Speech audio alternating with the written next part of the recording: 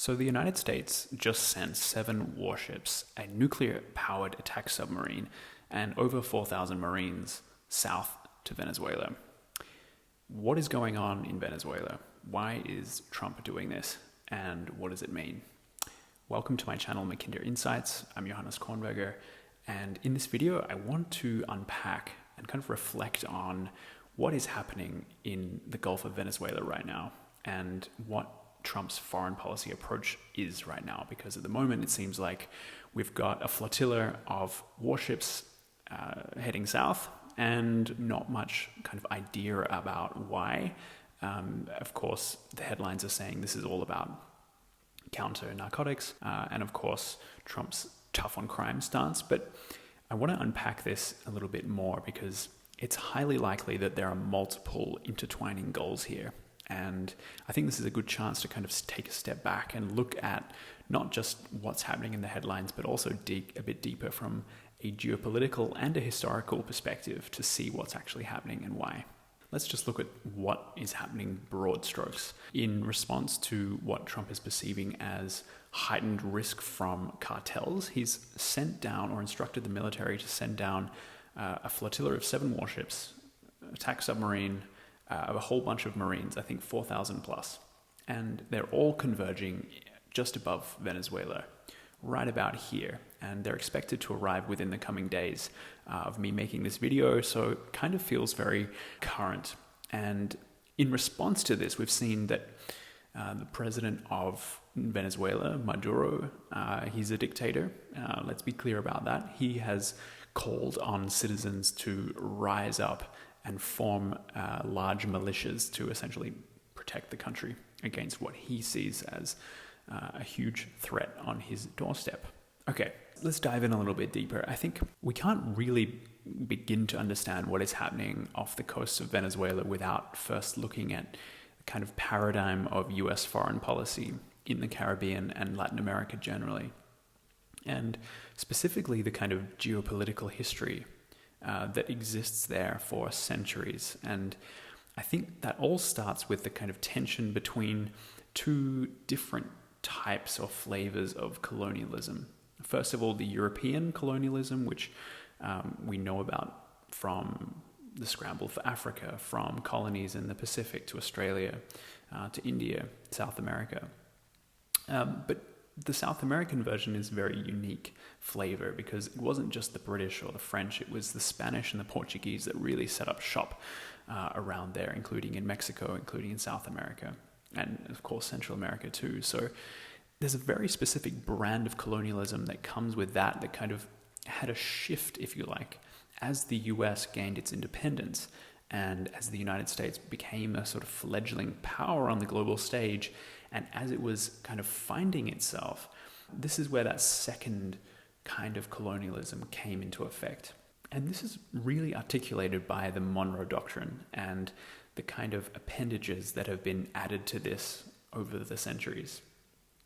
And the Monroe Doctrine today, it's important to note that it's more of a way of thinking, because at the moment, at least today, it's less of a formal doctrine as it once was and more of a kind of historical mindset.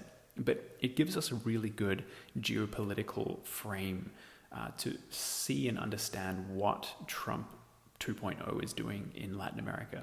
So let's look a little bit closer at the history of the Monroe Doctrine and where it started. It was first articulated by President James Monroe in his annual message to Congress in December 1823. And think about the context. America as a kind of fledgling power, it didn't really have its own navy yet in 1823. Latin America on its doorstep was in the middle of multiple wars of independence from Spain and Portugal.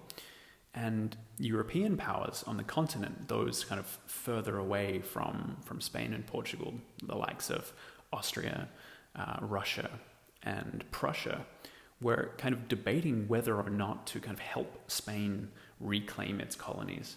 Great Britain at the time was global power and hegemon, and they were quite wary or worried about the Spanish restoring their colonies and gaining greater power throughout the Americas. So they proposed to the United States that they form a kind of Anglo-American declaration against continental European intervention in the Americas. And the US at the time, guided by Secretary of State John Quincy Adams, instead of issuing a kind of joint statement with the United Kingdom, kind of went his own way. And this is kind of where the Monroe Doctrine really came into being. In 1823, the core principles were essentially that the Americas are closed to further European colonization, so basically get out. Any European attempts to extend their systems of government to the Americas would be seen as dangerous to US peace and safety. And another pillar was that the US would not interfere with existing European colonies or Europe's internal affairs. So this made the doctrine less about global enforcement and more about drawing the line between the old world and the new. But here's the thing. In practice, the United States was too weak militarily to actually enforce the Monroe Doctrine at the beginning. Britain's Royal Navy, seeking to kind of protect its own trade interests, was the real deterrent when it came to kind of policing this area. But that didn't last for very long. So throughout the 1800s, the Monroe Doctrine underwent various evolutions, if you like. Different leaders impacting it on different ways, using it in different ways. For example, President James Polk invoked the doctrine to kind of oppose European interference in US expansion, linking it to the manifest destiny.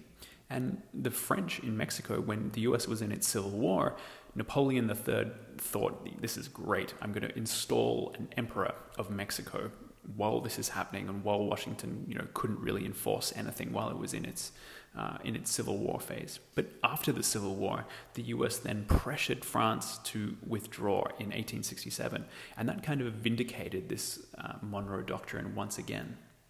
Then shift into the 1900s, and the Monroe Doctrine really started becoming less about a defensive shield and more a justification for US expansion into its region. And that's mainly due to the United States feeling and acting more like a great power than it was. And that's because its power balance had shifted. Internally, it was more united than ever. It was expanding economically into the region.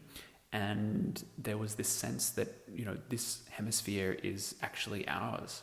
And when it came to the Venezuela crisis, this is in the early 1900s, 1902, 1903, the European powers tried to blockade Venezuela to collect debts, and the US feared that this kind of European intervention in their hemisphere would essentially lead to an invasion of Venezuela by European powers. And President Theodore Roosevelt declared that the US had the right to intervene in Latin America to prevent European intervention. And the result of this was that the US kind of became the self-declared policeman of the Western Hemisphere, intervening in the Dominican Republic, in Nicaragua, in Haiti, in Cuba.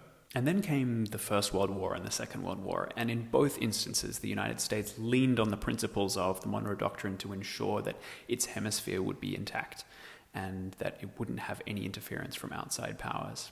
And then when it came to the Cold War, from the end of the Second World War up until 1991, the doctrine really became a kind of central justification for resisting Soviet influence in the Americas. And we saw that in kind of offshoots of the Monroe Doctrine, which became the Truman Doctrine, or the Reagan Doctrine, or Reaganism, if you like. And perhaps the most unique example of this was in the Cuban Missile Crisis in 1962, when the US essentially blocked Soviet attempts to introduce nuclear weapons into Cuba. That is the most potent articulation of the Monroe Doctrine that we have from the Cold War. Post-Cold War, however, it kind of starts to unravel a little bit, because under Clinton and then Bush, the Monroe Doctrine wasn't invoked as much, or it wasn't leaned on in the ways that it had been in the past. And when it came to Obama in 2013, he essentially declared that the era of the Monroe Doctrine was over, and he announced various other initiatives like the pivot to Asia, which has a very different kind of leaning to it. It was kind of assuring Latin American states of their sovereignty. But when it comes to President Trump, this is where it gets really interesting. Even in his first administration, he was talking about regime change in Venezuela. In his second term, he started out by saying that the US might consider deploying troops and taking over Panama to gain control of the strategic Panama Canal, which the US built. But it's really interesting to note here what Trump is doing today with Venezuela has kind of echoes of the Monroe Doctrine itself when it comes to enforcing at will certain aspects of US foreign policy that perhaps are completely unrelated, like, for example, the US interests in Venezuelan oil. And it's in this historical and geopolitical environment that the Trump administration is taking action in Latin America. And we can also layer in here the failed diplomacy in Ukraine and the war that is going on in Gaza. All of these are kind of feeding into Trump's systemic perception of the world around him, and in many ways, sending boats down south to the Caribbean is one of the easiest foreign policy tools in any US president's arsenal to really establish a kind of strongman image. But there are also other guiding motives here, and that has to do with resources, specifically Venezuela's oil reserves. They are one of the largest in the world, and they supply multiple oil refineries in the Gulf of Mexico. Venezuela has 300 billion barrels of proven oil reserves, and their crude is pretty heavy, and it's reliant on US Gulf refineries for foreign technology to essentially refine this into something that's usable. And the US has made sure that its relationship with the main exporter to the US, which is Chevron, to have a carve-out that kind of shields that from potential sanctions or if there is a regime change. And there's a strategic signal in there that the US can kind of protect its own oil flows while also threatening to choke off others. For example, China. China has, over the years, and as sanctions have kind of piled up onto Venezuela, has become a kind of number one customer for Venezuelan crude oil. So what the Trump administration might be doing here by sending down all of this military hardware into the Gulf of Venezuela is multidimensional. It could be to pressure the Venezuelan government and pressure key actors within it to defect. One of the main strategic goals here could be, and I'm not saying this is it, but it could be to cripple the oil exports of Venezuela by literally stopping ships from leaving Venezuelan waters. And that would essentially allow certain ships to come through that are destined for US ports, but stop everything else. So there could be a pressure campaign to stop the oil flowing to China or to anywhere else, and to just allow through that carve-out that they have with Chevron oil to keep the oil flowing north. This is definitely not going to be, a war between the two countries. There's just not the appetite there for that, and Trump doesn't want to be seen as starting a war. But what he does want to be seen as is tough on crime. He wants to be seen as extremely successful in everything that he does. So by maneuvering this amount of Marines, this amount of ships down into the Gulf of Venezuela means that Trump is being serious about his foreign policy agenda there, which is, at the end of the day, regime change. So whether or not this actually happens or not is going to be very up in the air. Trump may decide at the last minute to pull back some of those goals, but it's unlikely that we're just seeing an operation against drug cartels, because they don't need to go that far south to do that. Let's see what happens over the next few days and weeks ahead. If you have any comments or feedback, please let me know in the comments and subscribe for more. Thanks for watching.